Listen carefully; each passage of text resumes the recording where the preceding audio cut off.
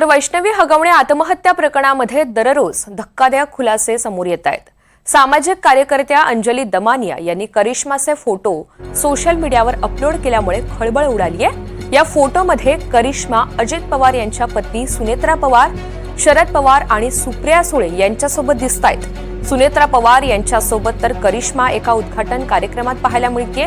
एका लग्नामध्ये गेलो आणि माझ्या मागे लचांड लागलं असं अजित पवार म्हणतात। इतक्या गंभीर विषयावर अशी भाषा संवेदनशील असू शकत नाहीत हे असे प्रश्न विचारत अंजली दमानिया यांनी जोरदार टीका केली आहे।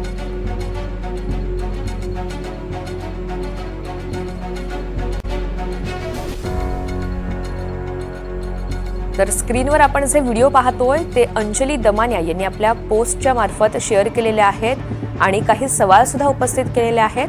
करिश्मा हगवणे बरोबर सुनेत्रा पवार, ह्याच करिश्मा हगवणे बरोबर सुप्रिया सुळे आणि शरद पवार पण आहेत आणि असं म्हणत त्यांनी अनेक सवाल उपस्थित केलेले आहेत। अंजली दमानिया यांनी अजित पवार यांच्यावर सुद्धा या पोस्ट मार्फत निशाणा साधलेला आहे। एका लग्नात गेलो आणि माझ्या मागे लचांड लागलं असं अजित पवार म्हणतात, पण इतक्या गंभीर विषयावर अशी भाषा कशी असू शकते असा थेट सवालच अंजली दमानिया विचारतायत।